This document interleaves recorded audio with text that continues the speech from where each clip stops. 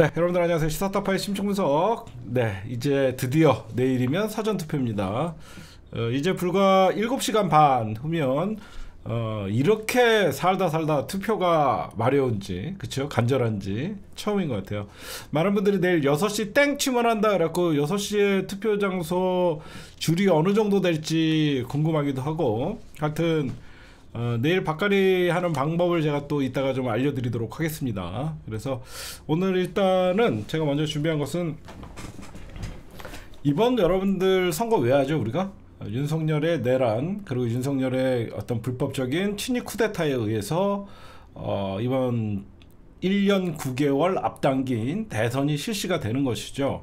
윤석열은 헌법재판소에 의해서 탄핵이 됐고, 이런 과정을 여러분들이 겪었어요. 그쵸? 한 6개월가량. 근데 제가 이런 생각을 해요. 이 선거를 누가 만들어낸 거냐? 우리가 그걸 잊으면 안 돼요. 이 선거는 국민이 만들어낸 선거입니다. 윤석열이 만들어낸 선거가 아니라 국민이 만들어낸 선거예요. 국민들이 윤석열을 물러나라고 그 추운 겨울에 광장에서 촛불을 들고 윤석열 퇴진을 외쳤기 때문에 국회가 움직였고, 결국 국회가 윤석열 탄핵을 하는 그런 일들이 벌어졌어요. 국민들이 들고 일어나지 않았으면 친한계가 절대 윤석열 탄핵에 동조해주지 않았겠죠. 그렇죠? 사고는 윤석열이 쳤지만 국민들이 광장에서 정말로 간절한 마음으로 끝까지 저항을 하고 촛불을 들었기 때문에 국민이 만들어낸 선거예요. 그러니까 여러분들이 혹시나 윤석열이 만들어낸 이번 선거다라고 생각하시면 안 돼요. 국민들이 윤석열이라는 권력자를 끌어내서 국민들이 새로운 대통령을 뽑자라는 강한 의지가 만들어낸 소중한 선거입니다. 그렇기 때문에 여러분들의 소중한 한 표를 절대 투표를 포기하거나 본투표를 한다거나 그런 생각을 하지 마시고, 물론 부득이하게 여러분들이 본투표를 할 수밖에 없는 사정이 있는 분들, 우리 내 직장은 단 평일이라서 절대 자리를 못 비운다, 이런 분들이야 어쩔 수 없겠지만, 적어도 여러분들은 무조건 내일 투표를, 민주시민들은 70%가량은 완료를 하셔야지 우리가 이길 수 있습니다. 저는 어떻게 만들어낸 선거냐, 여러분들이 좀 다시 한번 생각을 했으면 좋겠다라는 뜻으로 여러분들에게 말씀을 드렸습니다. 그 다음에 요거는 좀 여기 방송 안 하는데 좀 허전해서 요거는 좀 이렇게 붙여놓고 합시다. 물론 민주당에서 저희에게 그 언론사에게 광고를 주거나 하는 건 아니지만 그냥 자체적으로 붙여놓고 하고 싶어요. 여기 오늘은 얘를 좀 옮기고, 오늘은 요렇게 합시다.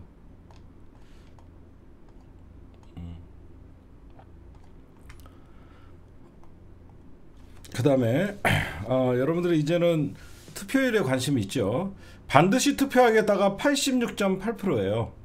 이번은 그 어느 때보다 아마 중도층의 투표율이 굉장히 올라갈 것 같아요. 제가 보면 어차피 저쪽이나 우리나 투표는 진보 진영과 중도층의 투표율이 굉장히 올라갈 것 같은데, 대선 투표율이 아마 75%에서 80%까지 그 중간 정도 되는데, 저는 제 개인적으로는 한 78% 예상합니다. 전 개인적으로 78% 정도 투표율을 예상을 해요. 왜 그러면 80%가 좀 안 넘을 거, 저쪽이 투표를 포기하는 일이 좀 많을 것 같습니다. 그래서 이거 잘 얘기 안 하는데, 제가 예상하는 투표율은 78% 정도 봐요. 원래 이게 진영 대 진영의 어떤 전면전이 붙을 것 같으면 저쪽도 투표율이 올라가는데, 저쪽은 의외로 투표 포기자가 많을 것 같아요. 홍준표 지지자라든지 한동훈 지지자 이쪽에서는 김문수를 찍을 마음이 없거든요. 그래서 여러분들이 밥가리에 중점을 둬야 될 것은 어떤 사람들이냐면, 중요한 게 바로 중도층들 밥가리 하는 게 좀 중요해 보입니다, 여러분들. 하여튼 내일 투표율이나 이런 것들을, 사전 투표율이 발표가 되나? 사전투표율 발표가 됩니다.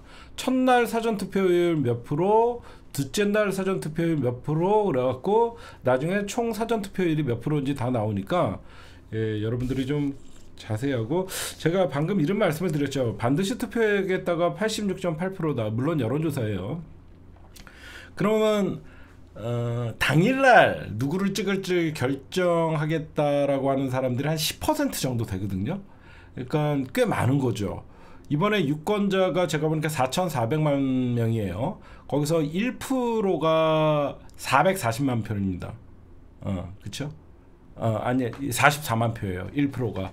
근데 지금 추세가 한 여기저기 여론조사 보면 10% 정도 차이 나면 400만 표 정도 이기고 있다라고 여러분들이 보시면 될 것 같은데, 이번 주에 나머지 한 15% 이분들이 이제 후보를 결정하는데, 이번 대선은 저는 아직 후보 결정을 못했다는 거는 진보 진영이나 중도층은 이미 후보를 많이 결정해놓은 것 같고, 국힘당 지지자였던 사람들이 후보 결정을 못한 확률이 굉장히 커요. 그쵸? 여러분들이 보시면 그러지 않아요? 지금 민주진영이나 정상적인 중도 보수라고 하는 사람들은 윤석열 내란의 계엄령에 충격이 있기 때문에 이미 후보는 대선이 확정되는 순간 정해진 사람들이 많고, 저쪽은 누가 끝까지 단일화 쇼를 하고, 처음에는 한덕수와 김문수의 단일화 쇼를 하면서 누구를 찍어야 될지 모르는 혼란을 줬고, 경선 과정에서도 국힘당의 쿠데타가, 자기네들끼리도 쿠데타라고 얘기하더라고요. 뭐 권선동의 쿠데타, 권영세의 쿠데타, 친윤의 쿠데타, 이런 얘기를 합니다. 그 자체가 국힘당이 이번에 여러분들 자기 정당의 선거에서 가장 큰 게 상처가 뭐냐면 후보들의 경쟁이에요. 그 경쟁에서 선을 넘을 경우에는 돌아올 수 없는 강을 건너는 거예요. 그러니까 여러분들 전쟁 중에서 적과 적이 싸우는 전쟁보다 내전이 더 잔인한 거예요. 우리 현대사를 보면 내전을 했을 때 가장 잔인한 전쟁들이 펼쳐져요. 근데 이거는 어떻게 보면, 그래서 지난 대선에서도 이재명 대 이낙연 지지자들이 결국은 누구를 선택하죠? 일부 이낙연 지지자들이라고 보이는 사람들은 윤석열을 찍죠. 그렇죠? 저쪽은 이미 홍준표가 가장 센 후보였어요. 제가 보면 국힘당의 이번에 베스트 멤버는 홍준표, 오세훈, 그 다음에 한동훈, 이런 순이었습니다. 사실 김문수는 대권 후보에 낄 수 있는 사람은 아니었죠. 여러분들도 보셔도 그렇죠? 여러분들 보셔도 김문수가 대권 후보라고 생각하는 사람은 아무도 없었습니다. 김문수가 대권 후보가 된 이유는 친윤 세력들이 윤석열 탄핵 이후에 김문수를 중심으로 해갖고 친윤 권력을 유지하기 위해서 김문수를 바지로 영입했다가 한덕수와의 빅텐트를 생각을 하면서 나름 한덕수 끌어들이고 이낙연 끌어들이고 저쪽에서 반명연대를 하려다가 사실상 반국민의힘 연대가 이쪽에서 더 커지는 현상이 벌어진 거예요. 이번 전체적인 대선을 보면요. 최약체가 지금 최전방에 나와가서 장수 노릇을 타는 거예요. 그래서 제가 보면 저쪽에서 투표를 포기하는 사람들이 많지 않을까. 그래서 그런 이유 때문에 이준석의 지지율이 저는 올라간다고 생각해요. 민주당은 못 찍겠고 친윤 세력들이 하는 짓은 동조를 못하겠고, 그래서 뜬금없이 이준석이가 처음에 지지율 뭐 10%가 나온다 이런 것들이 홍준표 지지자들, 거기에 뭐 한동훈 지지자들, 뭐 이런 사람들이 민주당으로는 찍기 싫고 결국은 이준석이한테 표가 좀 갔다라고 생각해요. 근데 이준석이가 어제 큰 대형 사고를 침으로써 이준석이에 대해서도 사실상 투표를 포기하는 사람들이 속출할 것 같은 생각을 합니다. 네, 대통령들이 당일날 사전투표를 어디서 하냐가 굉장히 중요하죠. 김문수가 오늘 여러분들 대구로 달려갔죠. 대구로 달려가는 거 오늘 제가 낮방송에서 이런 해석을 해드렸죠. 사실상 대선은 이미 투표가 시작된 겁니다. 이미 제외 국민들은 투표를 했고, 거기에 내일은 진짜 우리 국내에 사전투표 거의 한 내일 목요일 금요일 양 이틀간 유권자가 4천만 명이라고 하면 거의 50% 가까이 한 2천만 명이 투표를 하는 거예요. 거의, 그렇죠? 그럼 여러분들이 보시면 어때요? 김문수도 사전투표 당연히 언론들이 이재명은 어디서 투표를 하고 김문수는 어디서 투표를 하고 이준석은 어디서 투표를 하고 권영국은 어디서 투표를 하고 당연히 내일 뉴스의 헤드라인에는 각 후보들이 어디서 사전투표를 했는지 언론에 관심이 되겠죠. 그럼 당연히 이재명 후보님이 어디서 사전투표를 하시는지 아십니까? 서대문구에서 한대요. 김문수는 어디서 한다? 인천 계양에서 한다고 합니다. 준석이는 자기 지역구인 동탄에서 한다고 합니다. 권영국 후보는 호남에서 한다고 합니다. 그 이유가 뭐냐? 이재명 후보는 젊은 층들이 많은 서대문 대학가 주변이 있는 서대문구에서 투표를 하기로 결정을 한 것이고, 김문수는 자기가 이재명을 꺾겠다는 의미로 이재명 후보의 지역구인 인천 계양에서 한다고 합니다. 이준석이는 자기 지역구에서 수도권의 지지층을 호소하면서 거기서 한다고 합니다. 자기 지지층 기반이 가장 많다고 생각하니까. 권영국 후보는 여러분들 아무래도 민주주의의 심장인 호남에서 한다고 합니다. 내일 사전투표를 원래는 김문수는 부정선거론자고 사전투표에 대해서 원하지 않는 사람이었죠. 근데 왜 그러냐? 오늘 김문수 대구에서 어떤 일이 벌어졌냐? 대구에서 오늘 마지막 유세 사전투표 전날 유세를 하는데 김문수는 계속 사전투표를 독려를 합니다. 근데 김문수를 보러 나온 국힘당 지지자들 안에서는 뭐라고 얘기했냐? 사전투표 노 6월 3일 투표한다. 얼마나 웃기겠습니까? 자기네 당 후보자는 사전투표한다라고 얘기하고 후보하라고 지금 계속 얘기하는데 지지자는 사전투표한다! 사전투표한다! 이러고 외치고 있어요. 개판이죠. 그쵸? 이게 얼마나 웃겨요. 김문수 지가 여태까지 사전투표 부정선거 동조했던 세력인데 이제 와서 사전투표한다고 하니까 그 지지자들이 벌써 자기네들은 안 한다. 그러면서 6월 3일라고 한다고 합니다. 뭐 그쪽에서 어떻게 하든지 여러분들 저는 뭐 큰 관심은 없고요. 여러분들이 보셔도 저쪽은 이미 여러 가지 갈기갈기 찢어졌어요. 그러면 사실 그러니까 오늘부터 이제 깜깜이에요. 그러니까 내일부터는 이제 여론조사 공표를 못하는 것이지 여론조사는 끝까지 합니다. 그러면 최신판이 뭐냐면 25일부터 27일까지, 그러니까 어제까지 한 여론조사죠. 물론 어제 저는 제일 궁금한 게 어제 대선 토론의 그 지지율은 반영이 안 된 거예요.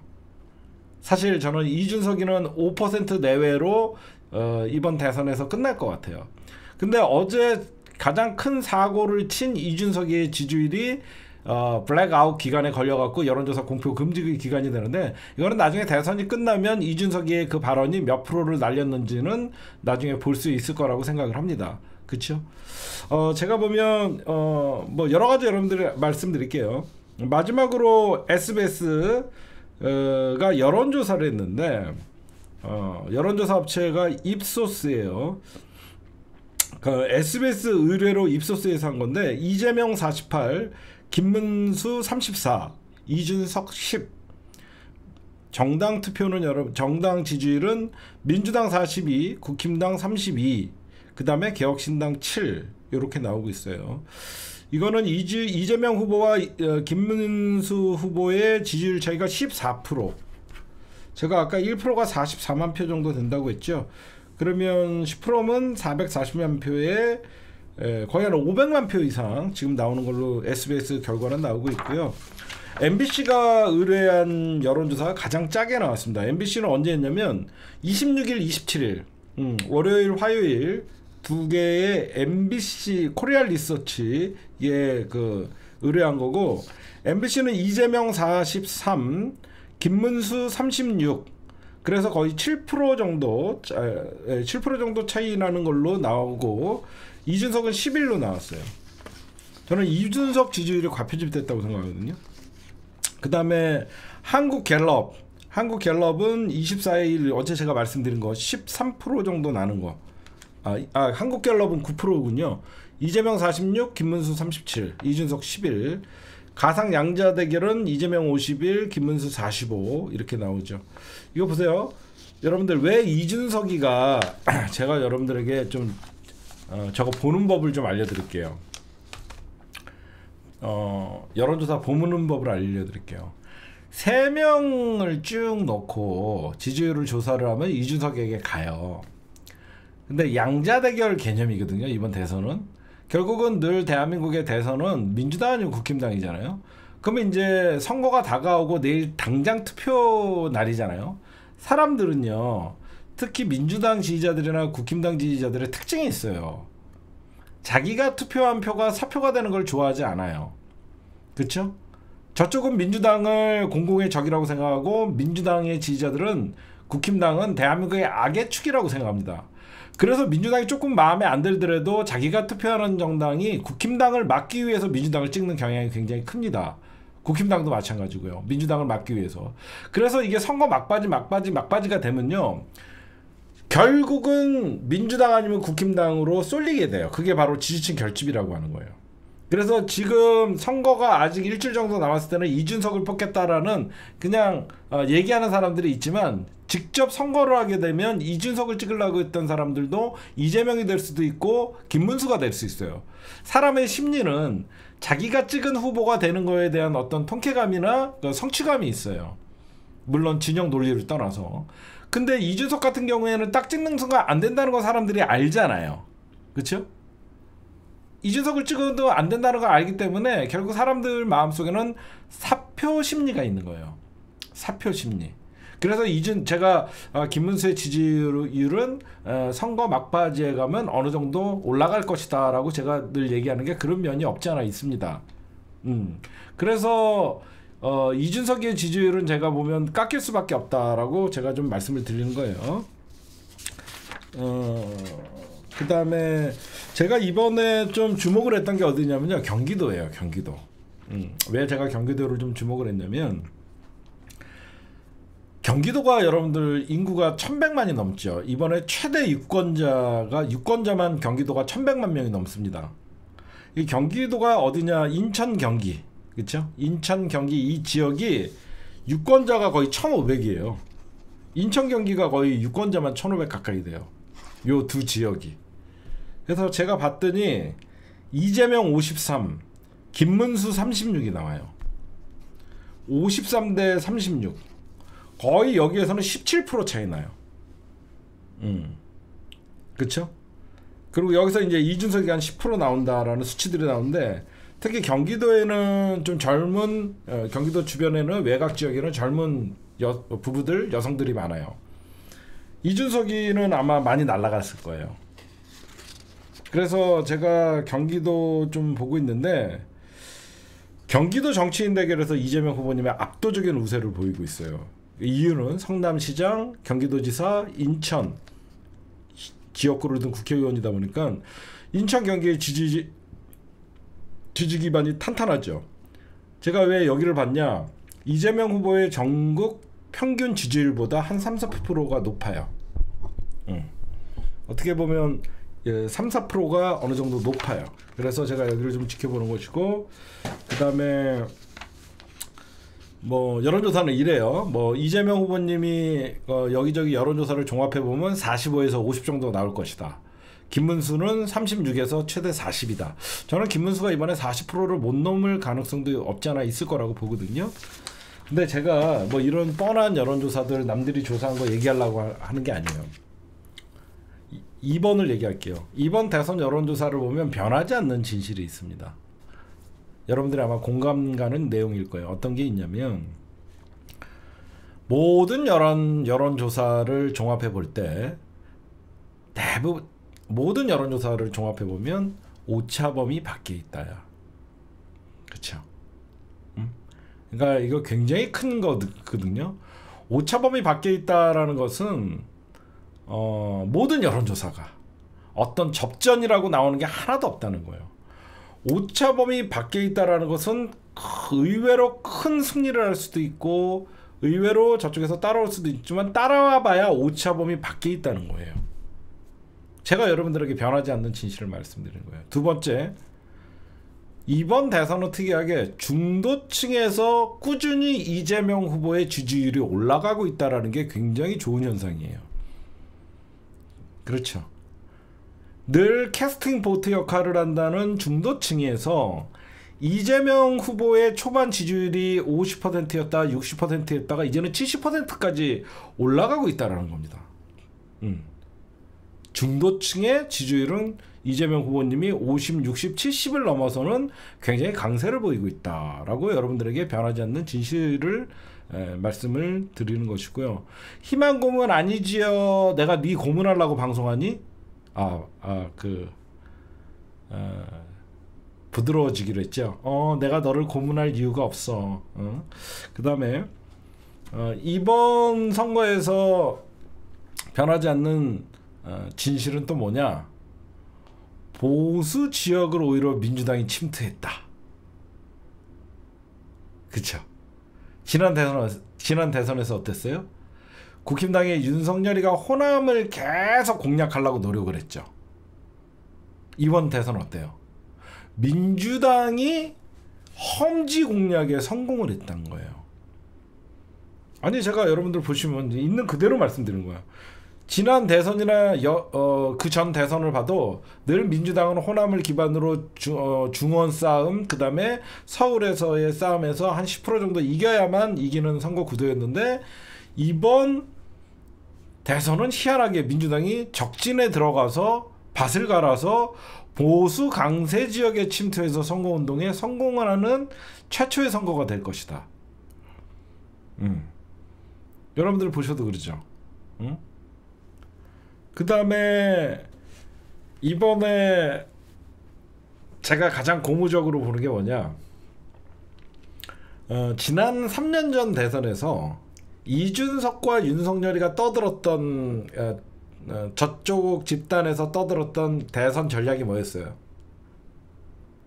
저쪽에서 떠들었던 대선 전략이 뭐냐면 세대 포유론이었어요. 세대 포유론. 이준석을 이용해서 20, 30대를 공략하고 자기네들이 전통적 지지자들인 60대 이상을 공략하고 30, 40대들을 부동산이나 여러 가지 문제로 갈라치기 하면 이긴다. 세대 포유론 들어봤죠? 그렇죠? 여러분들 세대 포유론 들어봤을 거예요. 저쪽에서 했던 그 세대 포유론이 붕괴가 됐다. 지금 60대는 여러분들 거의 이제는 진보라고 보시면 돼요. 60대 지지율에서 이재명 후보가 오히려 1%가 앞서는 결과들이 나와요. 40대, 50대, 60대 미드필드들은 이제 60대도 40대, 50대, 60대 중장년으로 봐야 돼요. 그쪽에서는 이재명 후보의 지지율이 더 훨씬 높죠. 20, 30대도 이준석이가 김문수와의 어떤 그 단일화를 안 하면서 20, 30대의 표가 국힘당에 그렇게 쏠리는 현상은 없어요. 지금 20, 30대의 어떤 지지율을 보면 이재명 후보가 그래도 1등이에요. 민주당에. 그 다음에 2등이 오히려 김문수가 아니라 이준석이로 되고 있는데, 이준석이 어제 대형 사고를 쳤죠. 대형 사고를 치면서 이제 그 이재명 후보가 오히려 반사적인 이익을 많이 볼 거라고 저는 생각해요. 그래서 이번 대선에서 20, 30대의 지지율에서 오히려 지난 대선에 비해서 이재명 후보가 훨씬 20, 30대 지지율이 저는 올라갈 거라고 봅니다. 통계적으로. 그리고 계속 저쪽에서 제가 오늘 낮 방송에서 좀 말씀드렸는데, 쟤네가 지금 마지막 희망으로 얘기하는 게 뭐죠? 샤이 보수들이 있다. 쟤네들이 자기네 국힘당 지지자들을 끝까지 희망 고문하면서 샤이 보수가 아직 있다. 윤석열 내란 때문에 국힘당을 대놓고는 지지하지 못하지만 우리에게는 아직 샤이 보수가 있다라는 얘기를 합니다. 샤이 보수는 이번 대선에서 제가 보고는 없습니다. 오히려 윤석열이가 내란을 일으키고 윤석열이가 안 보였으면 샤이 보수가 있을 수 있어요. 제가 여러분들에게 그 이유를 말씀드리는 거예요. 이번에는 왜 샤이 보수가 존재하지 않냐면, 윤석열이가 계엄령 이후에 탄핵당하고 조용히 찌그러져 있었다 그러면 샤이보스가 존재할 수 있죠. 전통적인 국힘당 지지자들이. 그러나 윤석열이가 오히려 탄핵당하고 나서도 탈옥을 해서 활개하는 모습을 보이면서 오히려 부정선거론을 띄우고 어떤 음모론을 띄우면서 국힘당 지지자들, 즉 한 발짝 물러있고 창피해하던 국힘당 지지자들을 이미 이탈을 했고, 그들이 오히려 적극적으로 여론조사에 가담을 했어요.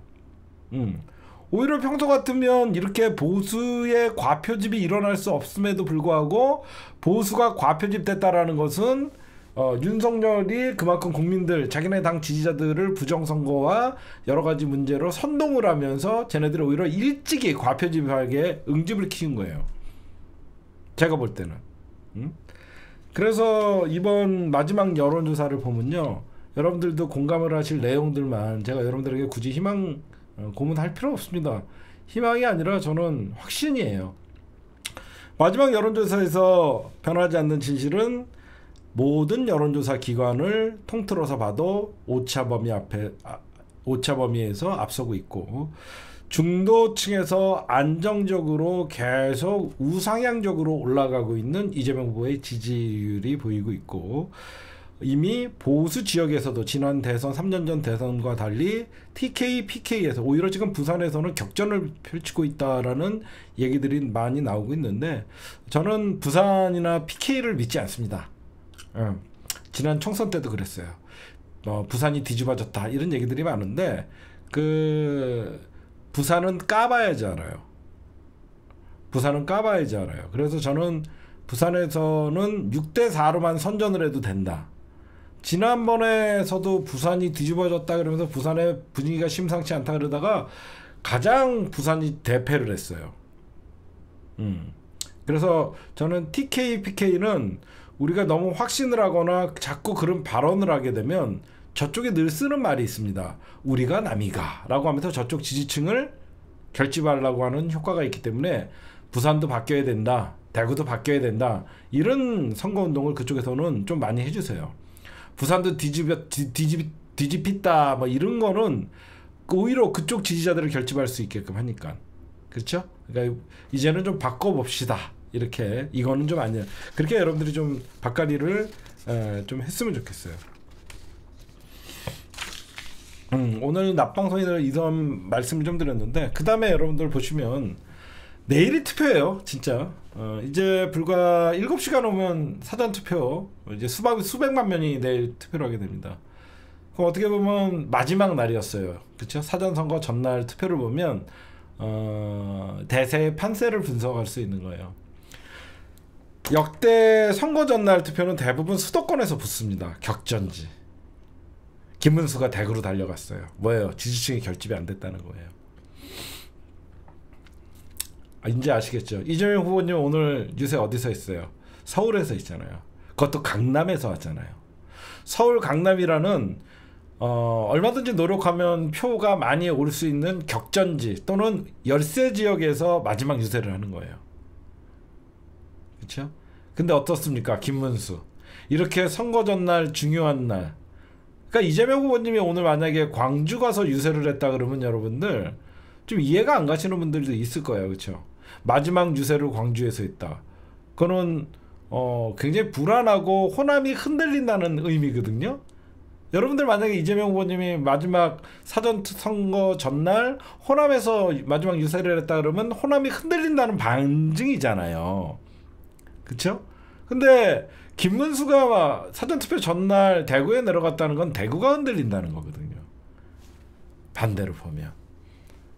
그러니까 여러분들이 보시면 얼마나 이제 대세의 판세나 이런 것들을 보면, 김문수는 영남 지역을 찾아가고 아직도 지지층들 사전 투표를 할 거니 본 투표를 할 거니 윤상현이 안 빼면 선거운동 안 하니 이런 말도 안 되는 지금 내용에 휩싸여 있다라고 여러분들이 보시면 얼마나 민주당은 준비된 지금 선거운동을 하고 끝까지 최선을 다하고 있는지 여러분들이 좀 보시면 알 것 같습니다. 네, 그 다음에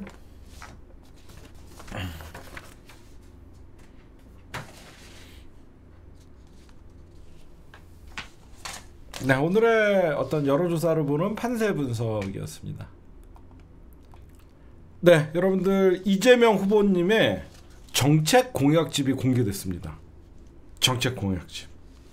굉장히 중요한 거예요. 지금 뭐 정책이 사라진 대선이다, 공약이 사라진 대선이다 이런 얘기들 했죠. 이재명 후보님의 대선 정책 공약집이 공개됐는데 중요한 것들만 여러분들에게 좀 알려드리도록 하겠습니다. 성장 전략을 담은 정책 공약집이고요. 잠재 성장률을 3%대 진입으로 목표를 한다. 이거 굉장히 윤석열 정부에서 마이너스 성장을 했죠. 그렇죠? 윤석열 정부에서 마이너스 성장을 했는데 이번 대선에서 여러분들 247개의 세부 공약을 총망라한 247개의 세부 공약이 발표가 됐고요. 진짜 대한민국을 건설하겠다라는 거고 성장과 회복이라는 주제, 행복, 성장과 회복 그리고 행복 3대 비전을 제시했습니다. 성장과 회복. 여러분들 알다시피 지금 마이너스 경제인 대한민국을 성장이라는 가치를 얘기했고 윤석열이 망가뜨려 놓은 민주주의와 어떤 이런 민주주의를 회복하는 그런 얘기를 했고 국민들의 행복한 나라를 만든다고 얘기를 하셔서 성장과 회복 그리고 행복이라는 3대 비전을 제시했고요. 왜 그러냐면 민주 진보 진영에서 성장론으로 대선에 도전하는 최초의 대통령입니다. 굉장히 여러분들이 이거 의미 있는 거예요. 여태까지 87 체제 이후에 저희가 대선을 8번을 치렀는데 이번에 9번째죠. 그 8번을 치르면서 성장론을 민주당 안에서 꺼냈다가는 난리가 났었습니다. 어떤 당의 이념과 다르다고 늘 노동자, 약자와 서민을 위한 분배 정책에 의한 어떤 그 담론이었거든요. 이번에는 성장론을 과감하게 끄집어내고 중도 외연 확장을 함으로써 이재명 후보님이 어떤 당내 입지를 볼 수 있는 그 어떤 세력들도 반발하잖아요. 과거 같으면 성장론을 꺼냈다라고 하면 진보 안에서 엄청난 비판들이 있었을 거예요. 근데 그런 것들은 없거든요. 그렇죠? 그래서 지금 최초로 성장이라는 얘기를 한 이유가 있어요. 그건 뭐냐면 왜 성장이라는 얘기를 하는데 진보 진영이나 민주당 안에서 이렇게 어떤 반발이 없냐면요. 누가 봐도 지금 대한민국의 경기가 너무 안 좋아요. 그렇죠? 아, 새끼 진짜.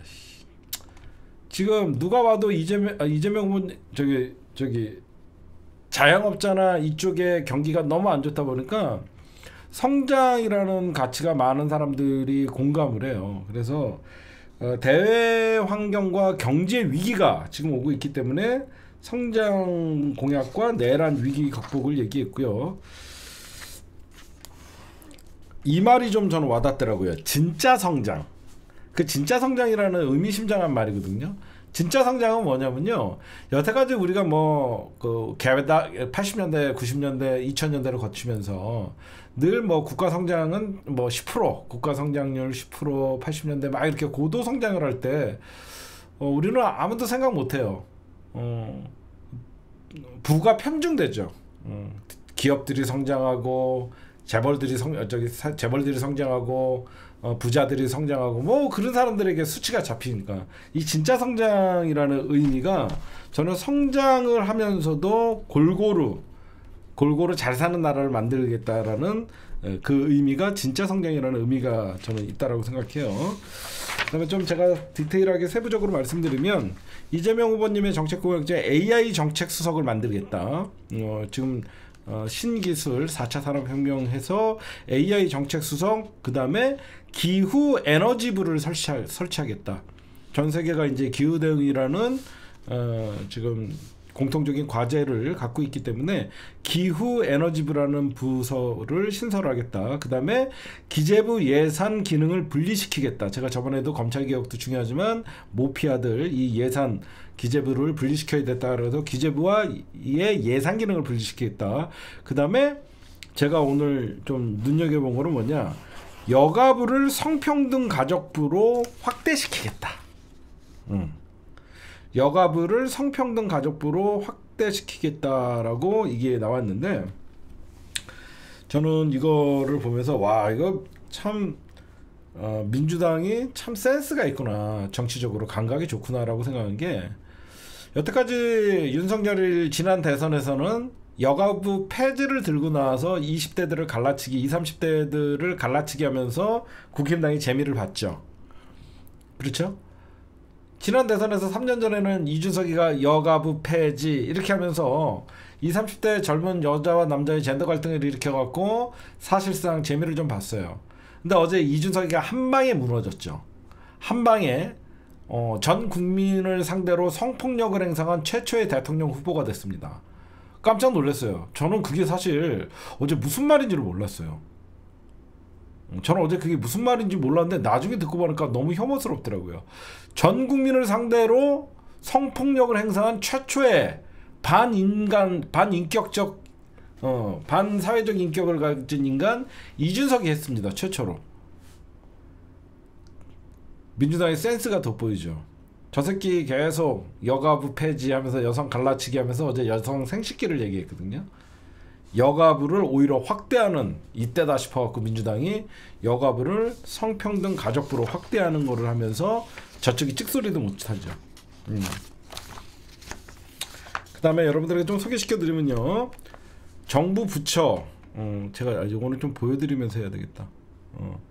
그렇죠. 어제 이준석이가 똥볼 딱 차니까 이재명 후보님이나 민주당에서는 여가부를 성평등 가족부로 확대한다라고 제대로 치고 나가더라고요.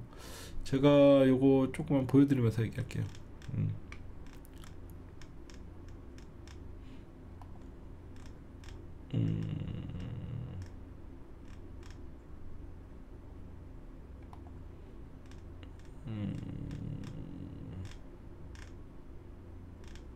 잠깐 어디 갔죠?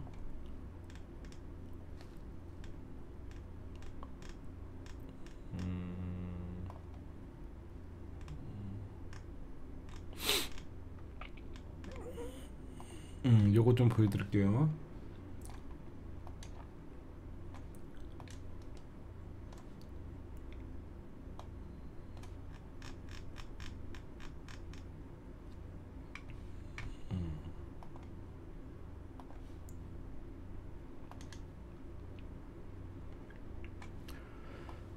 이거를 좀 보여줄게요. 이 옆에 보시면요, 이재명 더불어민주당 대선 후보 정부 조직 개편안, 너무 뿌듯하죠. 대통령 되신 것 같아요. 정부 부처는요, 기후에너지부를 신설을 하고 여성가족부를 성평등 가족부로 강화를 하고요, 외로움 정책 전담 차관 신설을 하겠다는 거예요. 노인들에 대한 정책입니다.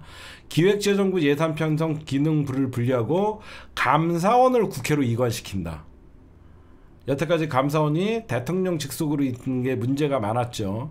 그래서 감사원을 대통령 직속 기관에서 국회로 이관시킨다라고 하는 게 지금 나오고 있는 것이고요. 그 다음에 이제 대통령실 안에 인공지능 AI 정책수석을 신설을 하고요. 국가안보실 방위산업 담당관, 경제수석실로 이관을 하고요. 공공갈등 조정 담당 비서관. 요게 참 보면 윤석열은 오히려 대통령이라는 자리에서 국민을 자기를 반대하는 국민들을 어떤 반국가세력이라고 하면서 갈라치기를 했는데, 이런 공공갈등을 조정 담당 비서관, 이거는 이재명 후보님이 경기도지사 시절에 이런 부서를 경기도가 갖고 있었어요. 그래서 얘기하는 거고, 그 다음에는 어떤 부처들이 있냐, AI 전략기구를 설치하고 의료개혁 등 공론화위원회를 구성을 하고 기본사회위원회를 신설을 하고, 이거는 기본사회위원회는 사실 이번 대선 공약에서 기본소득은 여러분들 포기를 했죠. 워낙 반발이 있으니까.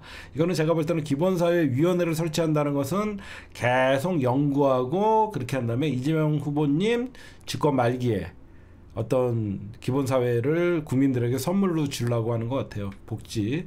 그 다음에 국가자치분권회의를 신설을 하겠다. 이거는 지방의 어떤 지방도시를 살리겠다는, 지방분권을 확대하겠다라는 그런 면모를 볼 수 있습니다. 예. 이런 것들을 보시면 여러분들이 좀 더 빠를 것 같아요. 그래서 좀 말씀드린 거고, 그다음에 여러분들이 궁금해하시는 거, 이재명 대통령께서 경호처장도 인사청문회 대상으로 하겠다. 경호처장도 인사청문 대상으로 하겠다라는 건 뭐죠? 경호처를 없애지 않겠다는 겁니다. 그렇죠? 이재명 후보 보호 잘해.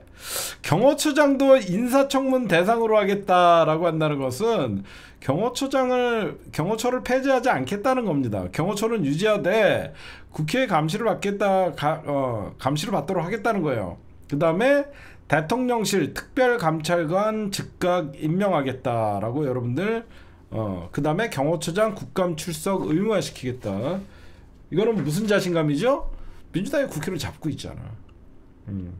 아니 민주당이 국회를 잡고 있는데 이게 다 자신감에서 나오는 겁니다. 야 민주당이 국회를 잡고 있는데 국회가 우리 편인데 무슨 겁을 내? 응? 국힘당이 한 180석 갖고 있으면 국회 권한을 좀 축소시켜야지. 국회가 우리 편인데. 그 다음에 이재명 후보님께서 국회의원 윤리조사국 설립을 추진한다. 이게 뭐냐면 국회 여러분들 이번 윤석열 계엄 때 국회 경비대가 오히려 국민들을 막아서고 이번 내란 세력들과 동조를 했죠. 국회 경비대를 의장으로 직속화시키겠다. 국회를 보호하고 지키는 경비대를 국회의장이 통솔할 수 있게 하겠다. 여태까지는 경찰이 관할을 했죠. 파견을 받아서. 이것도 얘기하고, 저는 이게 좀 참 마음에 와닿는 게 뭐냐면 일본군 위안부 기록물을 유네스코 세계유산 등재를 추진하겠다. 윤석열은 오히려 그 어디죠? 어디 광산이죠? 윤석열 정부 새끼들은 우리 일제 그 노동자들의 강제 노역, 사도광산. 윤석열 정부에서는 오히려 일본이 사도광산의 강제 노역자들을 이용해서 지네가 그걸 문화유산을 추진하는데 일본을 도와줬잖아요. 오히려 이재명 후보님은 이 일본군 위안부들, 즉 기록물, 일본 놈들이 과거 일제 치하에서 조선인들을 얼마나 학대하고 학살을 하고 강제로 수많은 인권을 침탈했는지 일본군 위안부들의 기록을 유네스코 세계유산 등록을 하겠다라고 하면서 이거는 저는 참 그렇잖아. 윤석열은 일본의 유네스코 등재를 도왔지만 이재명 후보님은 일본군의 만행을 유네스코에 추진하겠다. 이런 것들을 지금 나오고 있습니다.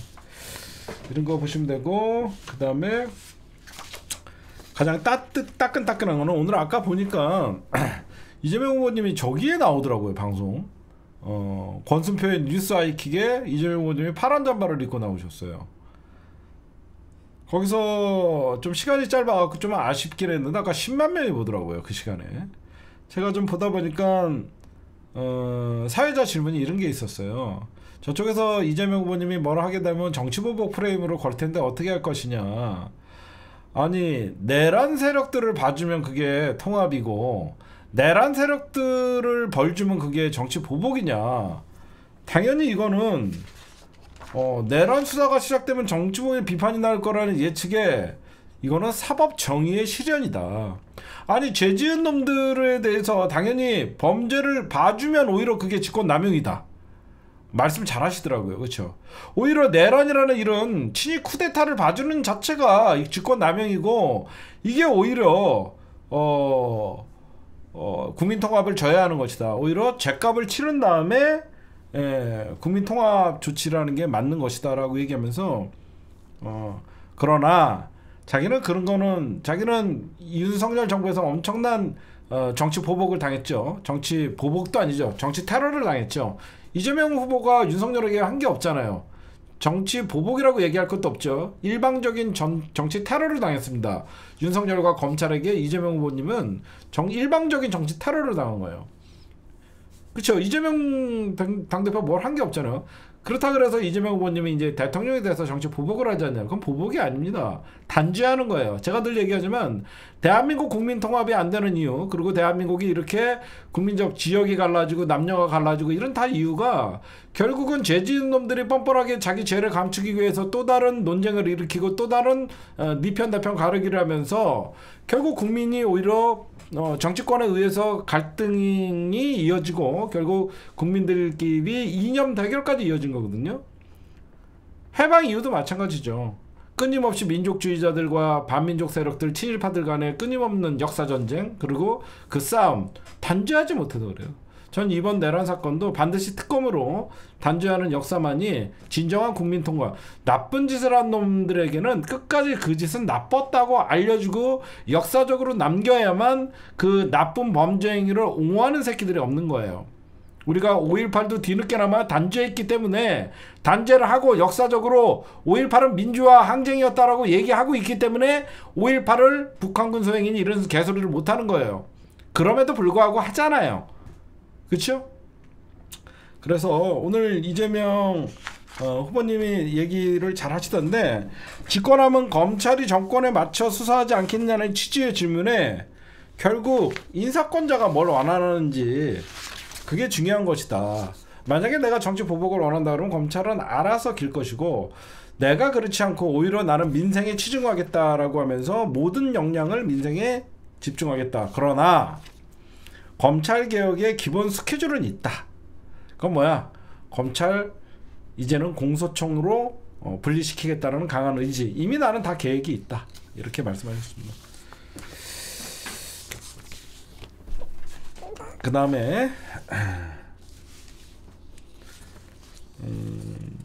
요 얘기를 좀 제 생각을 먼저 얘기하고 저 더러운 이준석 얘기는 좀 맨 마지막에 할까 합니다. 저는 윤석열이 거의 한 3년 가까이 대통령을 하면서 이 짧은 사이에 우리 대한민국이 얼마나 망가져 있는지 제가 참 개탄을 하지 않을 수가 없습니다.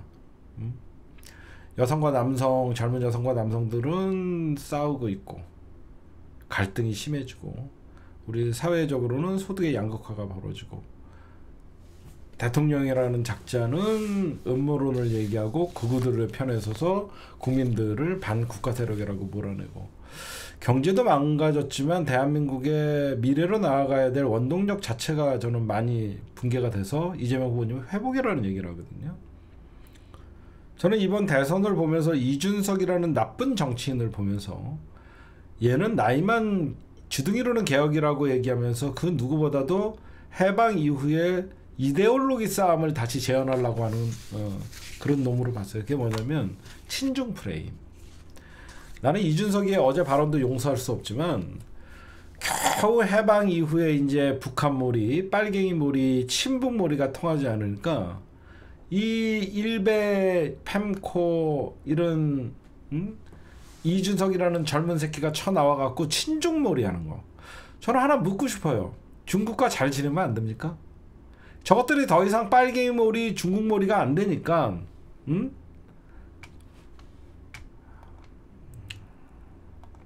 빨갱이몰이가 안 되니까 중국을 꺼내는 거예요. 제가 진짜 말씀드리고 싶은 게, 이 험중 정서를 윤석열이가 만들었잖아요. 부정선거를 꺼내면서 중국인들이 거기서 중앙선거관리에서 연수를 받고 있었다.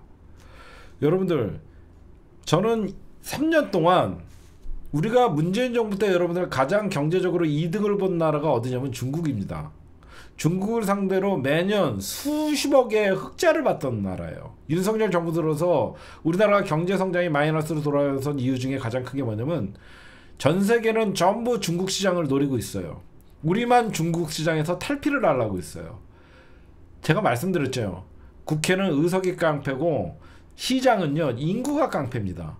우리나라 전 국민이 삼성의 휴대폰 한 대를 다 사봐야 5천만 대예요. 중국은요 10%만 삼성의 휴대폰을 써도 1억 8천만 대입니다. 이 새끼들은 나라를 망치든 말든 경제가 망하든 무조건 국민들 갈라치고 친북 정책 안 통하니까, 이제는 빨갱이몰이 안 통하니까 친북 대신 친중을 선택을 해서 중국 혐오를 부추기고, 이게 정말 나쁜 정치예요. 특정 국가를 적대적으로 흑백 논리식으로 접근을 하면요 이건 국익에 도움이 안 됩니다. 미국은 트로 패권 전쟁을 중국과 지금 하는 것 같아도 물밑에서는 중국의 시장, 중국의 자본을 엄청나게 경계를 하고 엄청나게 부담스러워하죠. 그러니까 미국이 패권 전쟁을 하는 거예요. 왜 미국이 보잘데기 없는 중국이다라고 하면 패권 전쟁을 할 일도 없죠. 그만큼 중국은 세계에서 미국을 위협하는 존재고 경제 규모가 미국 다음이에요. 그런 나라를 협중 발언을 해갖고 수출로 먹고 사는 대한민국에서 도대체 어디에다가 팔아먹고 미국 바지가랑이 젊어주면 미국 우리나라한테 순순하게 달러 가져가라고 합니까? 늘 대한민국 한반도 위기상황 북한 문제를 건드려갖고 무기 팔아먹고 주한미군 주둔비둔 삥 뜯어먹고 온갖 미군 범죄 일으키고 그래도 찍소리도 못하고 도대체 왜 친중하면 죄인 것 같고 저는 이런 사회적 분위기를 바꿔야 된다고 생각합니다. 자영업자들이 문재인 정부 때 호황을 누렸던 것은 명동거리에 가면 중국인들이 발디딜 틈 없이 관광객들이 들어와갖고 여기저기서 화장품을 사고 의약품을 사고 그러면서 대한민국 내수가 살아나고 경기가 좋았던 거예요. 누가 밥을 먹여줄 건데 중국을 혐오하고 중국을 비난을 하면 자연스럽게 미국이 우리에게 달러를 갖다 풀고 우리나라 수출을 다 받아주려 합니까? 어때요? 우방이라는 나라가 동맹이라는 나라가 오히려 관세를 더 부과하고 우리나라를 민간국가로 지정하고 영원한 동지, 영원한 우방도 없는 거예요. 영원한 동맹도 없는 겁니다. 대한민국은 국익에 최선을 다하고 저런 대한민국의 국힘당 같은 자기네들 이익 집단, 권력에 몰두한 저런 집단들은 대한민국 경제에 자주 전혀 상관을 안 하거든요. 국민들은 어떻게 죽든지 살든지 상관 안 합니다. 저는 반드시 이재명 대통령이 다음 주면 되지만 윤석열 사건을 여러분들 조사하다 보면요 보수는 괴멸돼요. 제가 이따가 막바지에 좀 말씀드릴 거지만 저것들이 진짜 무서워하는 건 내란 특검이에요. 그 내란 특검을 조사하다 보면요 윤석열은 진짜 전쟁을 일으켜갖고 국민들 100만 명이 죽든 200만 명이 죽든 자기의 권력을 유지하려고 그랬어요. 외환죄가 중요한 게 아니라 윤석열과 그런 국힘당 집단은 한반도를 불바다를 만들어서라도 비상계엄을 선포하고 본인들의 권력을 유지하려고 했다는 그런 아찔한 생각을, 끔찍한 생각을 했다는 겁니다. 그건 특검에서 다 밝혀지게 돼 있어요. 응? 쟤네들은 국민들 100만 명 죽는 거 눈 하나 깜짝 안 합니다. 본인들 권력을 유지할 수만 있다면. 그런 새끼들이에요. 그래서 제가 늘 대한민국의 악의 축은 국힘당이라고 얘기를 하는 겁니다. 응? 쟤네들은 다음 주는 지옥이 이제 기다리고 있는 거예요. 이재명이라는 대통령이 새로운 대통령이 탄생을 하고 쟤네들 앞에 기다리고 있는 건 뭐가 있죠? 내란 특검, 김건희 특검, 명태균 특검, 한동훈 특검, 수많은 특검들 민주당이 맘만 먹으면 다 발의할 수 있어요. 이재명이 대통령이니까. 거부권 행사 안 하면 모든 특검은 발의가 됩니다. 응? 저쪽은 절대 이제는 보수는 괴멸됐다고 생각하면 돼요. 응? 뭐 그래도 저것들은 대치기 할 것이다. 천만의 말씀. 지은 죄가 있기 때문에 윤석열이 사실 3년 만에 무너진 것도요. 어떻게 보면 일찍 두드러 맞고 김건희 사건 두드러 맞고 국민 사과하고 그러면 조기 진화될 수도 있었겠죠. 그 사건 못하게 검찰을 통해서 이재명 후보를 오히려 공격하고 그 사건 거부권 행사하고 그러다가 처음에 한 가지 사건으로 주가 조작 사건으로 특검 받아야 될 문제가 결국은 김건희 일생을 터는 종합특검이 될 겁니다. 결국은 김건희 사건 막다가 내란 친일 쿠데타 일으켰고 그래서 내란 특검도 붙은 것이고요. 여러분들 제 말 맞잖아요. 그쵸? 지금 보시면요 이번 혐한 중국이 위험하다 이런 발언을 한 놈이 누구죠? 이준석이에요. 가장 이준석이가 이재명 후보를 친중으로 몰고 오죽하면 이재명 후보님이 토론을 하다가 공산당 몰이 좀 그만하십시오 라고 얘기했겠습니까? 그쵸? 오죽하면 이재명 후보님이 공산당 몰이 좀 그만하십시오 라고 얘기를 했겠냐고요. 이준석 얘기는 제가 이따가 해도 끝이 없지만 그 다음에 제가 윤석열 정부에서 참 망가진 게 저건 뭐라고 생각하면 이 노동을 대하는 천실. 저는 우리 지금부터 하는 얘기는 우리 민주시민들도 좀 반성을 했으면 좋겠어요. 저는 민주노총을 응원합니다. 늘 노동자들의 편에서 싸우는 민주노총을 응원해요. 제가 제일 싫어하는 말이 뭐냐면 귀족노조라는 말이에요. 저는 귀족노조라는 말은 여러분들은 절대 쓰면 안 돼요. 아무리 민주노총이 정의당을 지지한다 해도 민주노총은 그 존재만으로도 저 적폐들과 싸우는 노동자들을 위한 노동조합이에요. 귀족은 노동을 하지 않습니다. 그 말 자체만으로도 노동자의 파업을 불법으로 규정하기 위해서 귀족노조라는 말을 쓰는 거예요. 그쵸? 제가 왜 이런 말씀을 드리냐? 의사가 파업하면 장관이 찾아갑니다. 노동자가 파업을 하면 경찰 특공대가 찾아가요. 저는 이런 것들을 너무 당연시하는 우리 사회의 분위기를 바꿔야 된다고 생각합니다. 그렇죠? 의사도 노동자예요. 의사가 파업을 하면 대한민국 장관들이 찾아가 갖고 복귀하라고 난리를 칩니다. 똑같은 노동자인 제조업 노동자들이 파업을 하면 경찰 특공대가 투입돼 갖고 무자비한 진압을 합니다. 왜 그래야 되는데요? 왜 우리는, 저는 의사들의 파업도 비판받을 건 비판받고 의사들의 옳은 일을 하면 박수를 쳐주고, 왜 노동자가 파업하면 지금이 어느 때인데 파업을 하냐? 헌법에서 보장하는 노동 3권을 준수한 거예요. 마치 대한민국이, 제가 윤석열 정부에서 가장 화가 났던 게 뭐냐? 노동자의 파업 니꼴 반국가 세력, 노동자의 파업 니꼴 친북 세력. 이런 사회적 분위기와 이런 노동자의 파업은 불법이다, 헌법에서 보장하는 합법을 불법으로 둔갑시킨 이런 사회적 분위기.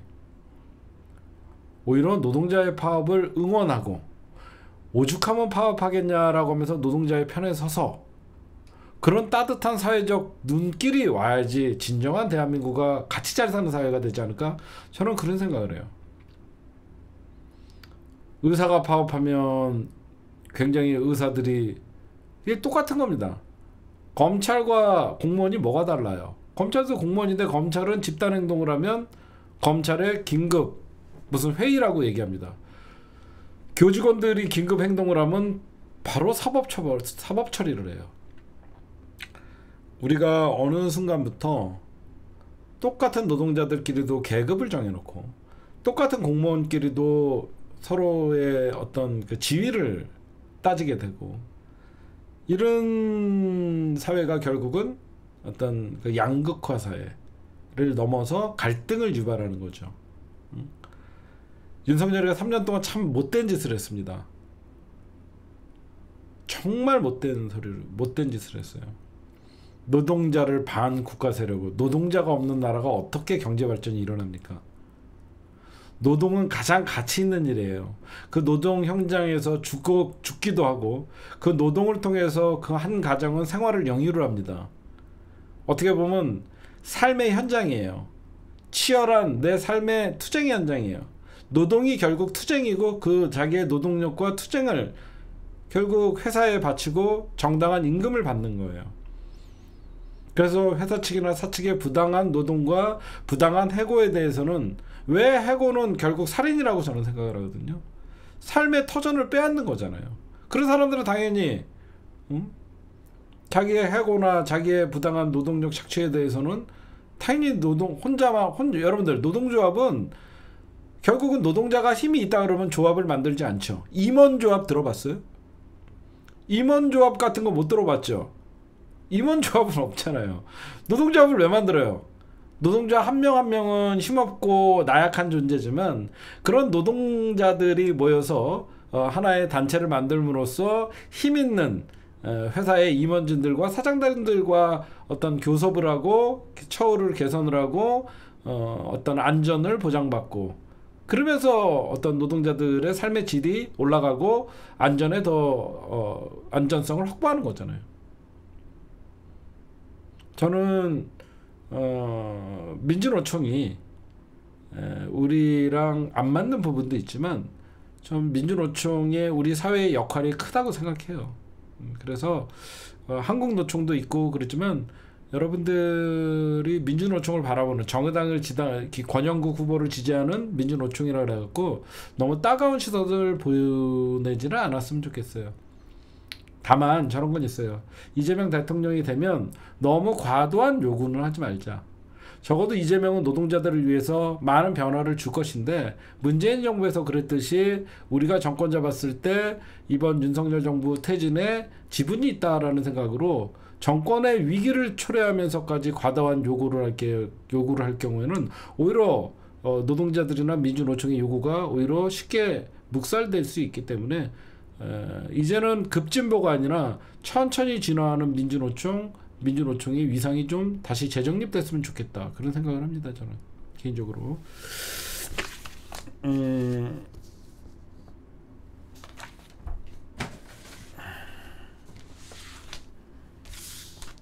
네, 오늘 1부는 여기까지만 녹화를 하고, 네, 여러분들 어떻게 보면 이번 윤석열 친위 쿠데타로 인해서 보수가 저는 보면 괴멸 단계에 들어갔어요. 근데 쟤네들은 또 오뚜기 같이 일어나요. 언제 그랬냐는 듯이 조중동은 또 이재명 정부를 물어뜯을 테고 또 정권 교체 이런 바람을 일으키는 안 봐도 뻔하죠. 우리가 과거에 당했으니까. 제가 가장 이준석이 뿐만 아니라 우리가 경계해야 되는 게 누구냐면 한동훈, 이준석은 싹을 잘라놔야 돼요. 한동훈은 특검으로 죽여놔야 되고 이준석도 명태균 특검으로 저것들을 반드시 죗값을 치르게 해야 됩니다. 쟤네들이 이번에 정권 뺏기고 나머지 희망이 한동훈과 이준석이 손을 잡으면 그 다음 대선은 해볼만 하다예요. 여러분들 잘 생각해 보시면. 그쵸? 한동훈 우리가 그렇게 재수없다고 욕하고 이준석이 재수없다고 욕하지만 결국은 친윤은 죗값을 치를 테고 패족이 될 것이에요. 그럼 나머지는 이준석과 한동훈이가 손을 잡으면 저쪽은 할만한 대선이라고 생각하고 여러분들이 봐도 위협적일 수 있죠. 응? 우리는 아직 차기 대선 후보가 누군지는 몰라요. 응? 그러면 반드시 독버섯들은 여러 군데에서 잘하고 있는 거예요. 한동훈, 이준석 독버섯들이에요, 다. 응? 보수는 이번에는 멸망 단계로 들어섰지만 저것들은 반드시 어떻게 살아나올지 몰라요. 그렇게 살아나왔고 아직도 대한민국은 기득권의 나라니까 얼마나 5년 동안 우리가 나라를 정상화시키고 나라를 제대로 바꾸는지 그게 관건입니다. 그러게 하기 위해서는 여러분들이 정권 바뀌었다고 뒤로 물러서는 게 아니라 다시 야당 지지자의 마음, 이재명 후보를 검찰의 어떤 그 체포동의안이 부결되기를 원했던 그 간절한 마음으로 다시 5년 동안 싸워야 돼요. 더 비장해져야 돼요. 이제 됐다, 이재명이 알아서 하겠지. 그러면 제2의 노무현을 만드는 겁니다. 그렇죠? 제2의 노무현을 만드는 거예요. 우리는 또다시 이재명이라는 대통령을 잃을 수는 없잖아요. 더 강력한 지지로 더 강력한 개혁을 할 수 있도록 만들어야 돼요. 그러면 이번 대선은 어떤 선거를 치러야 돼요? 무조건 남은 내일 내일 사전투표, 모레 사전투표, 6월 본투표까지는요. 김문수 찍으면 윤석열 온다로 가면 돼요. 대선은 어젠다 싸움이고 네이밍 싸움이고 프레임 싸움이에요. 이재명 찍으면 내란 척결하고 김문수 찍으면 김건희 오고 윤석열 돌아온다. 이게 굉장히 잘 먹히는 거예요. 응? 여러분들이 보시면 제가 그래서 이거를 좀 강하게 여러분들에게 말씀을 드리는 거고, 이제 하기 싫었지만 이준석 얘기할게요.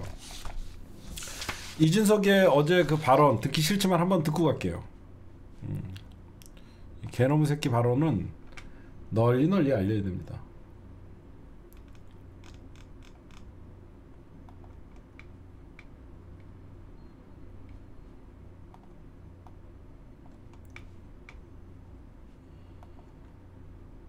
저는 처음에 이게 무슨 말인지 몰랐어요.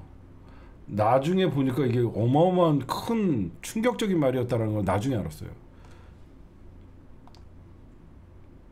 네. 권영국 후보님, 사실 이재명 후보님이 사실 가족 간의 그런 어떤 좀 특이한 대화나 이런 걸 하셔가지고 문제되신 건 아까 사과하시고 이렇게 했었는데요. 가장 또 놀라는 것이 혹시 정의당의 그러니까 민주노동당 기준으로 여쭤보고 싶은 게 만약에 어떤 사람이 여성에 대해 가지고 얘기할 때 여성의 어떤 성기나 이런 곳에 젓가락을 꽂고 싶다 이런 얘기를 했다 그러면 이거는 여성 혐오에 해당합니까? 아닙니까? 그건 뭐 답변하지 않겠습니다. 민주노당 기준이 없습니까? 이런 성폭력적인 발언에 대해서? 그건 있죠. 그러나 지금 이걸 묻는 취지는 잘 모르겠는데요. 기준은 매우 엄격합니다. 매우 문제가 되는 발언입니까? 아닙니까?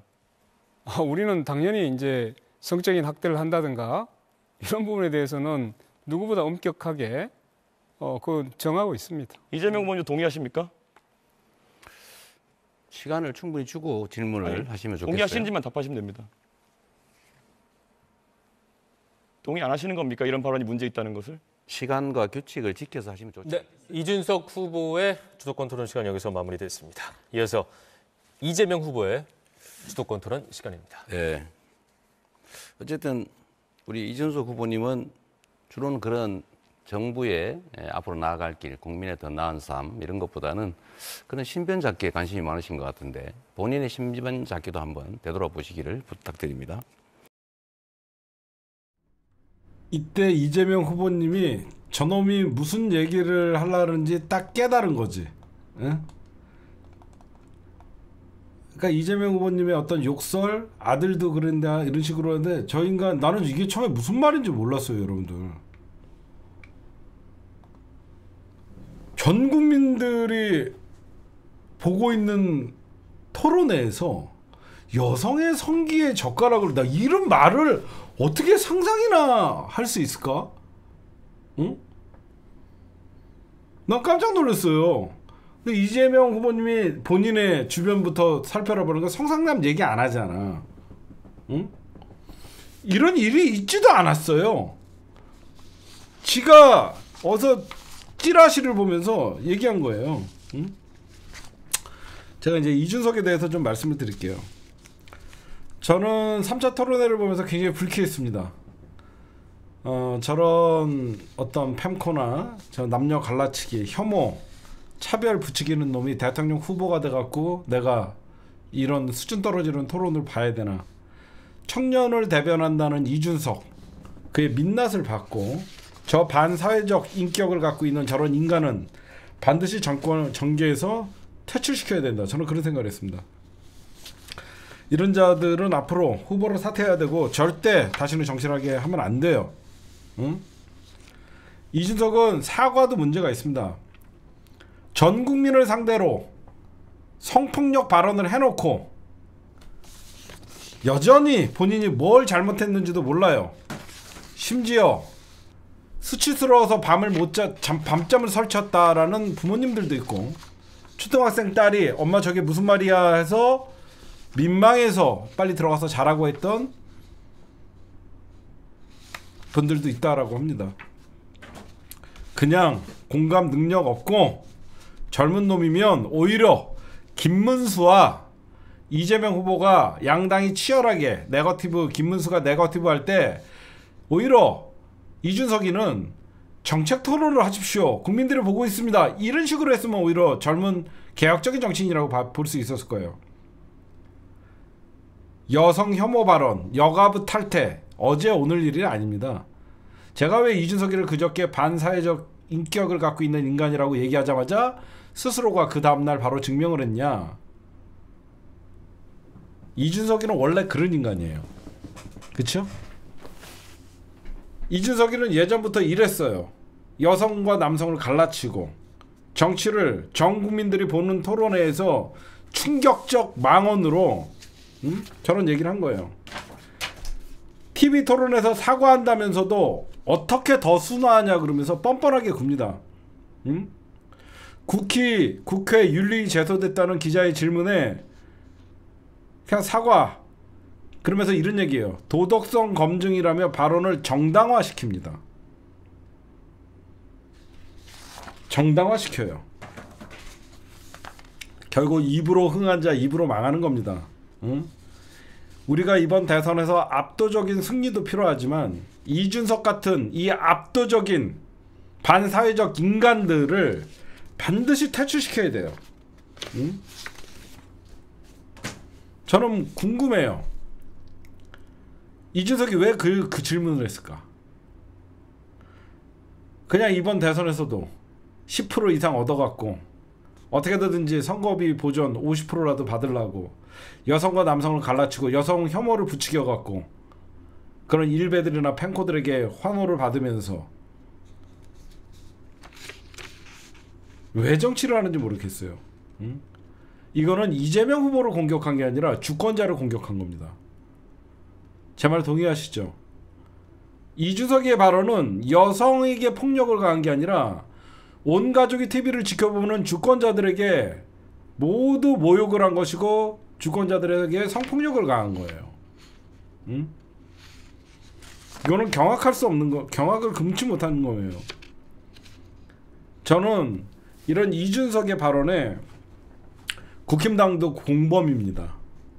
여태까지 여가부 폐지한다라고 같이 맞장구 치고 이준석 발언에 같이 옹호해주고 오늘 여러분들 권선동이가 유세 도중에 이준석 발언을 인용을 했어요. 차명진도 페이스북에 글을 올렸다가 삭제를 합니다. 응? 진짜로. 응? 이런 새끼들은 공범이에요. 안 그래요? 국힘도 공범이죠. 응? 지금 이준석 대선 후보 사퇴라고 하면서 거세게 빗발치고 있는데 지금 블랙아웃이 돼갖고 지지율이 변화를 우리가 알 수는 없어요. 그러나 이준석이가 불편한 국민들께 사과한다. 응? 그러나 이런 얘기를 합니다. 민주 진보 진영의 위선적 형태와 계속 싸워 나갈 것이다. 이게 뭔 말이에요? 젓가락 바라대랑 민주 진보 진영의 위선적 형태랑 무슨 말입니까 이게? 그러면서 대지발정제를 소환을 합니다. 이거는 치명적인 실수예요. 이거 이준석이의 토론 스타일이나 이준석이가 빠져나가는 늘 쓰는 방법입니다. 어떤 본인에 대한 문제를 다른 문제를 끄집어내 갖고 그거를 화제를 전환시키는 거예요. 대지발정제는요, 지난 대선에서 심상정 의원이 대지발정제라는 말을 한 적도 없어요. 홍준표의 자서전에 그거를 빗대어서 물어본 겁니다. 응? 홍준표 자서전에 그런 얘기가 나오니까 그거는 성폭력 범죄를 공모한 거다. 그렇기 때문에 나는 성폭력 범죄를 공모한 후보와 경쟁 후보로 인정할 수 없다라고 하면서 2017년 대선, 지난 대선이 아니라 응? 그 당시에는 그렇게 얘기한 거예요. 심상정이 성폭력 범죄를 공모한 후보를 경쟁 후보로 인정할 수 없습니다라고 얘기한 것이지 대지발정제라는 얘기를 하지 않았어요. 이거는 뭐냐면 허구가 아니죠. 홍준표가 쓴 자서전 내용을 바탕으로 구성한 거예요. 구체적으로 재현한 게 아니에요. 이준석이는 있지도 않은 내용을 찌라시를 갖다가 지가 각색을 한 거예요. 단지 이재명 형수 욕설 아들 똑같은 반사회적 인간이다라고 얘기하고 싶었던 거예요. 가장 비열했던 것은 그것을 권영국 후보를 빗대어서 비판을 우회적으로 하려고 그랬다는 거예요. 응? 이거는 정말 응? 자기는 혐오와 폭력성을 부인을 하면서 고무줄 잣대가 안 됐나, 다소 제 말에 불편한 부분에 심심한 사과를 한다. 응? 그래놓고 돼지 발정제를 소환한 거죠. 응? 천하람이가 쉴드 쳐준다 그러면서 돼지 발정제 얘기는 안 불안한가, 심상정도 세게 얘기했다라고 하는 건데 이거는 달라요, 수준이. 응?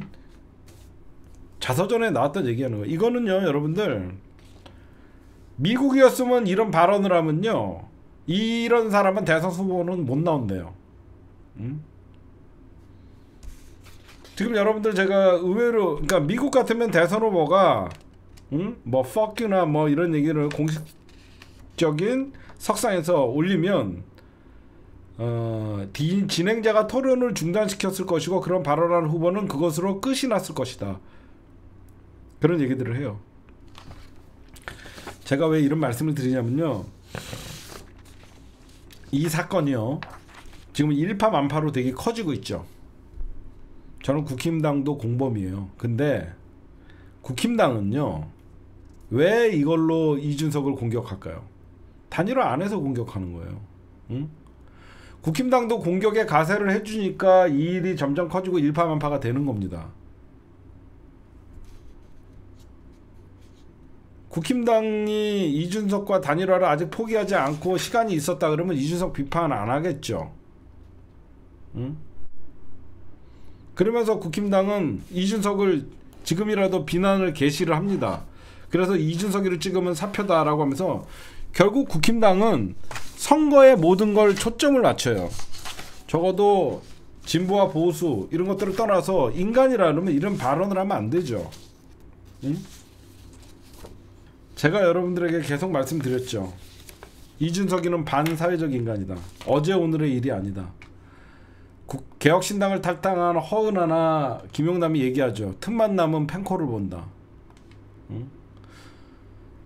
제가 얼마 전에 어떤 댓글에서 그런 소개를 해드렸죠. 어떤 분이 그런 댓글을 남겼더라고요. 펜코와 일베를 구분하셔라. 알아야 된다. 그래갖고 그게 무슨 말인가 했어요. 왜 이준석이가 노무현 파리를 하나? 펜코에서는 노무현을 굉장히 좋은 대통령으로 평가한다는 거예요. 그래서 일베와 펜코를 같이 동일선상에 놓는 거를 굉장히 싫어한다고 합니다. 그래서 펜코만 보는 이준석이가 노무현 파리라는 거예요. 이준석이가 제정신이 있고 새로운 정치를 하고 개혁을 한다라고 하면요. 이런 나쁜 갈라치기 정 진짜 40대 윤석열이에요. 하는 짓이.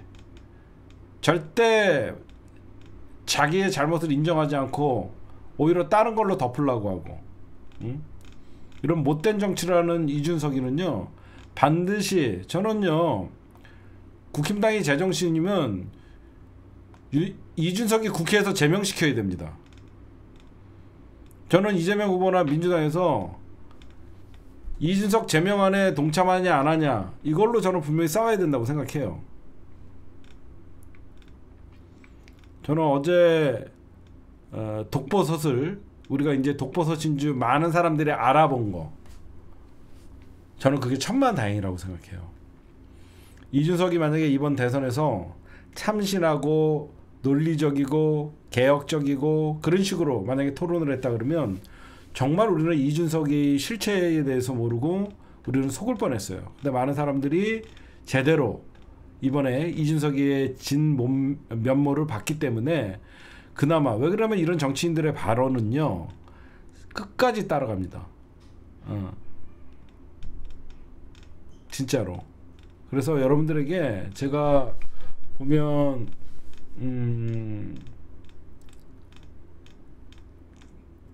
이준석이 정치 생명을 끝내야 된다. 저는 그렇게 하고 우리가 끝까지 이준석이의 이런 발언 그리고 이번 대선에서 김문수를 비판하는 것도 좋지만 이준석이의 이런 비판적인 내용들을 많이 좀 여러분들이 많이 알렸으면 좋겠어요.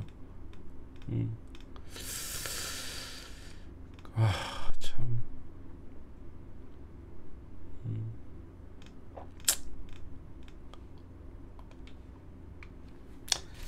그 다음에 여러분들 이번 대선은요 계속 김문수 찍으면 윤석열 온다. 이준석 국힘당 같은 편이다. 아마 오늘부터 벌써 국힘당이 이준석 비난이 시작됐거든요. 이제는 사표 방지 심리를 작동시키려고 국힘당이 여태까지 이준석 비판을 금기시했었거든요. 끝까지 단일화의 어떤 희망을 가지고 이제 이준석의 공세도 시작됐으니까 이런 패륜적 성폭력, 막장 욕설 이런 인간은 반드시 여러분들 우리가 한동훈, 이준석은 이번 대선이 끝나더라도 반드시 정계도 은퇴시키도록 우리가 같이 힘을 합쳐서 노력해야 될 거라고 생각합니다. 저들은 쉽게 죽지 않아요. 제가 정치에 여러분들 뭐 1박 2일 뭐 원투데이 하는 것도 아니고 저들은 쉽게 죽지 않아요. 끝까지 책임지게 하고 사죄하게 만들고 끝까지 정치권에서 발도 못 붙이게 만들어야 돼요.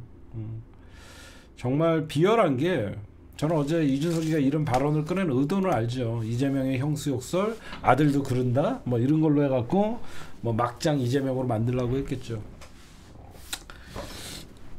저는 어제 이준석의 그런 발언을 들으면서 되게 슬펐어요. 나중에 보니까 제가 그 뜻이 뭔지 알고 되게 슬펐던 이유가 뭐냐면 이재명이 좀 좋은 집안에서 태어났으면 저런 꼴을 안 당했을 텐데. 태어날 때부터 차별에 견디고 가난에 견뎌야 됐고 외로움에 견뎌야 됐고 그런 이재명이 진짜 그런 생각이 들더라고. 이재명이 좀 좋은 집안에 더 태어나 그랬더니 형제간에 저런 일도 없었을 테고 평생 저렇게 차별과 어떤 얼마나 그 슬픔을 안고 살았겠어요. 이준석이는 뭐 지는 뭐 부모 잘 만나갖고 해외 유학 갔다 오고 그래서 그런 거 모르겠죠. 제일 나쁜 게 가족 간의 개인사를 건드리는 거예요. 그렇지 않아요? 그러니까 여러분들도 세상을 살다 보면 결국 형제 간의 우애가 깨지는 것도 돈 문제거든요. 그런 가족 간의 비극적인 일들을 끄집어내서 꼭 그래야만 했을까. 그러니까 제가 보면 참 잔인하다, 못됐다. 아들이 한 말도 아니고 출처도 불분명하고 그 댓글에 달린 글이 여성을 혐오하는 것도 아니었고 사실 남성의 생식기를 얘기한 건데 그걸 바꿔서 여성의 생식기로 둔갑시킨 거거든요. 저는 그게 되게 못돼 보였어요. 그리고 야, 이재명이니까 이런 것들을 당하는구나 그런 생각을 하고 우리 국민들 참 위대하다. 노무현을 발굴했었고 그 노무현을 잊지 못해서 우리에게 이재명을 보내줬구나.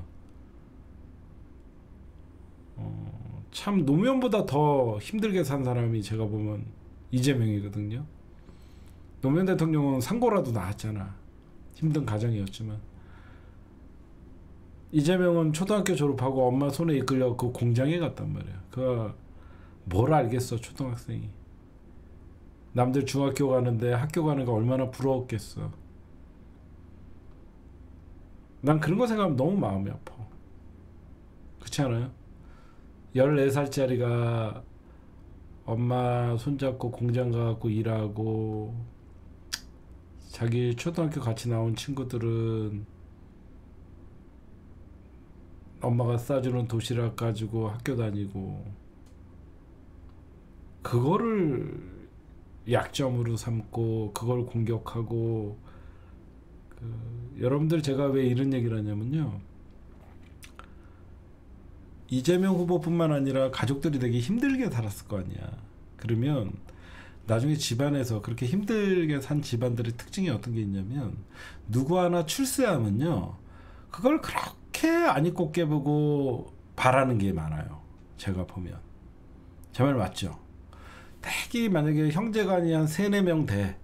근데 부모님이 신경 쓰고 애가 유달리 똑똑해서 얘가 출세를 하면 다른 형제간이 이 친구를 그렇게 시기하고 그래요. 제가 이재명이라는 사람의 인생을 이렇게 보면요. 가난해서 차별받았고 너무 똑똑해서 차별받았어요. 제가 보면 그래요. 이재명이라는 사람이 성남시장을 하고 정치권에 들어오기 위해서 뭐 돈이 있습니까? 빽이 있습니까? 모두 자기 노력에 의해서 성남시장이 되고 국회의원 출마했다 떨어지고 민주당에서 왜 변방의 장수가 중심이 되는데 그렇게 험한 꼴을 당하고 민주당 내의 기득권들이 이재명 검찰에 잡아가라고 이런 짓거리를 했겠어요. 너무 유능함은 정을 맞는 거예요. 응? 여러분들 그런 말이 있습니다. 무능함은요 국민이 고생하고요 유능함은요 국민들이 편합니다. 그렇죠? 무능한 대통령 윤석열을 맞을 때 어땠어요? 무능한 대통령 때 국민들은 고통스러운 거예요. 유능한 대통령을 만나면요 국민들의 웃음기가 있는 거예요. 저는 이재명이라는 사람이 얼마나 평생 그렇게 나이가 많지도 않아요. 저보다 한 10살 많아요. 9살. 60년대 잘 사는 집들은 또 잘 살아요. 여러분들 저 시대에. 다 같이 못 사는 시대가 아니라서 더 마음이 아픈 거예요. 제가. 1950년대나 전쟁통이나 이럴 때는 다 같이 못 사니까 다 같이 그 가난에 대해서 공감을 하지만 저 때는 먹고 살만한 사람들은 먹고 살거든요. 근데 얼마나 이재명 후보님이 64년생인가 그러거든요. 호적엔 65년인가 들었는데 64년생인가 그래요. 학번이 그래요. 그래서 그런 거 생각하면 얼마나 마음이 아팠을까. 아니 64년생이니까 이제 70년대 초반이었잖아. 초등학교를 졸업하고. 근데 오죽하면 그 훌륭하신 어머니도 참 훌륭하시잖아요. 그래서 이런 것들 보면 참 마음이 아프고 어제 이준석이 저 새끼 참 너는 반사회적 인간이고 못됐구나. 너 같은 새끼는 정치가 아니라 너는 인간이다라고 꼭 얘기를 해주고 싶고 정말 내 옆에 있었으면 진짜 귓방망이라도 한 대 때리고 싶더라고. 응? 남의 가족사를 들춰내서 그거를 공격의 도구로 활용하려는 그런 못된 정치는 이제는 저런 인간이 독버섯처럼 자라고 있는 것은 저는 싹을 잘라버려야 된다라고 생각을 해요. 아니 형수가 문제든 뭐 그게 아니라 그런 슬픈 가족사를 이용하는 자체가 정치인들이 하면 안 되는 거잖아요. 응? 전 그래서 너무 마음이 아프더라고. 너무 나쁜 놈이더라고. 근데 저는 우리 국민들이 너무 위대해 보이는 게 저런 사람을 우리는 알아보잖아요. 그렇죠? 우리는 노무현을 알아봤고 이재명을 알아봤고 우리 위대한 국민이에요. 그 위대한 국민의 이재명은 그 어떤 저는 노무현 대통령은요 그래도 김대중 대통령이 후계자로 노무현을 생각을 했어요. 이재명은 혼자 대선 후보 된 거예요. 제 말 틀립니까? 노무현 대통령도 위대하지만 노무현 대통령은 김대중이라는 대통령이 노무현 대통령을 인정을 했어요. 이재명은 아무도 민주당에서 인정하지 않았어요. 당원들과 지지자만 인정했어요. 응? 진짜 새 시대를 열어가는 이재명. 정말 다음 주면 이재명이 대통령이지롱. 너무 기대가 되고 감격스러울 것 같아요. 왜 그러냐? 나보다 더 힘든 사람이 대통령이 돼갖고 권력을 행사하는 걸. 왜 그러냐면 이재명 같은 사람이 대통령이 되면요. 그러니까 윤석열은 권력을 목적이에요. 그게 무슨 말이냐? 윤석열은 대통령 된 이유가 대통령이 목적이었기 때문에. 이재명에게 권력은 수단이에요. 더 좋은 나라를 만들고 더 좋은 세상을 만들기 위해서는 권력이 필요한 사람이에요. 제 말 맞죠? 윤석열은 대통령이라는 권력이 목적이었어요. 그냥 내가 대통령 되고 지 맘대로 하려고. 이재명은 좋은 세상을 만들기 위해서는 힘이 필요하다는 거를 뼈저리게 느낀 사람이라서 수단으로 여기는 거예요.